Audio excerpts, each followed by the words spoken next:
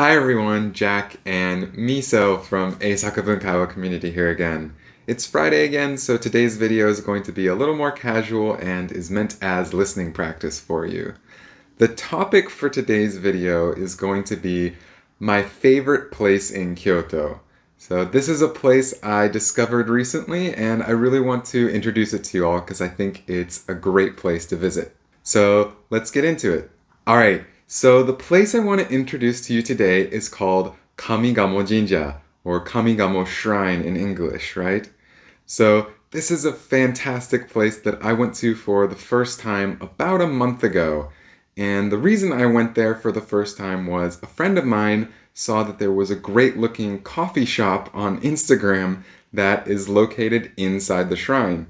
So we went to go check out that coffee shop.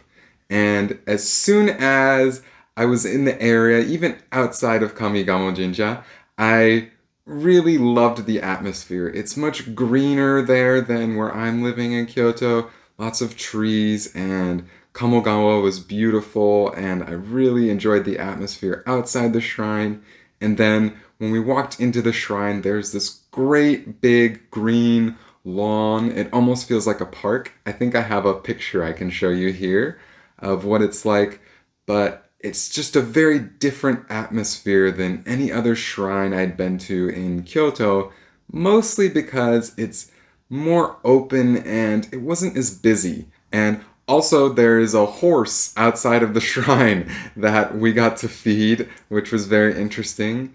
And going to the coffee shop, we had the coffee and some wagashi, and it was fantastic.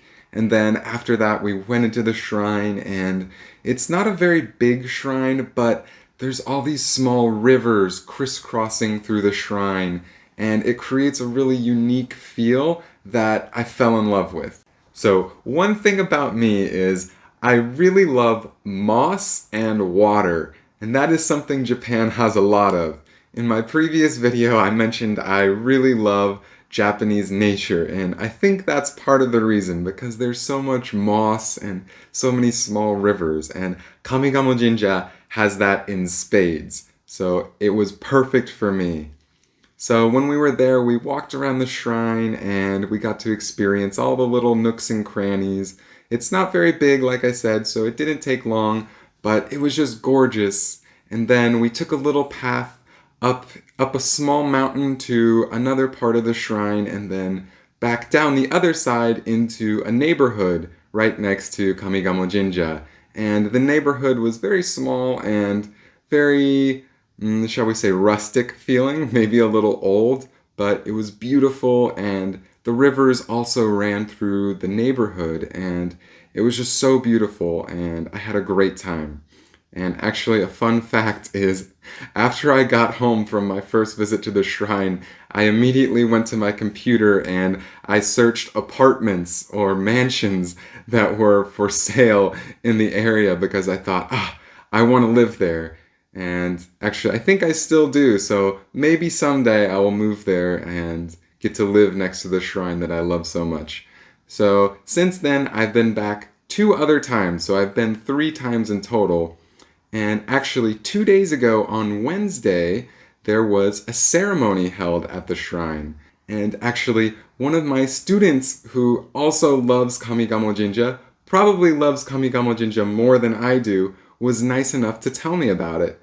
So actually, my student teaches kids about the culture of Kamigamo Jinja and also, I guess, about taking care of plants and how to raise them. So she was very knowledgeable about the ceremony and was able to tell me all about it. She told me that there would be a famous singer there, and how during the ceremony, paper dolls would be flowed down the river and represented cleansing your sins, and that it would be a very mystical ceremony. So I decided that night I have to go, especially because it's Kamigamo Jinja, so I went up to the shrine. It was at night. It was the first time I had been there at night. And I got to experience the ceremony, and just like my student said, it was magical. It was a very beautiful ceremony, and for me, being an American, we don't have shrines or ceremonies like this in America, so it was a very unique experience for me, and I really, really enjoyed it. So thank you so much to my student. I won't say her name here, but I think she knows who she is, so thank you so much. And I think I have a few pictures that I probably have shown through the video so you can see what I was experiencing. But yeah, that was what I wanted to talk about today.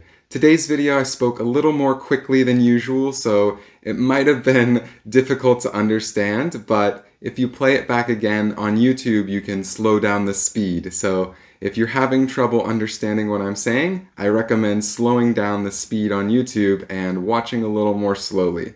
And one more thing before we end. We recently started a new series looking at movies and learning English through movies. We released our first video yesterday, so thank you so much to everyone who watched. I know it was a little rough. My Japanese wasn't the best, so we're going to work really hard for next week to improve my Japanese and make it a little easier to listen to. But for next week's video, we are going to look at this movie, Fatherhood. It's very popular all over the world. It's a comedy and it's on Netflix. So if you want to prepare for next week's video and watch this movie in advance, please do so. Like I said, it's on Netflix, so very easy to watch. But that's going to do it for this video. Thank you so much for watching. Bye. Bye.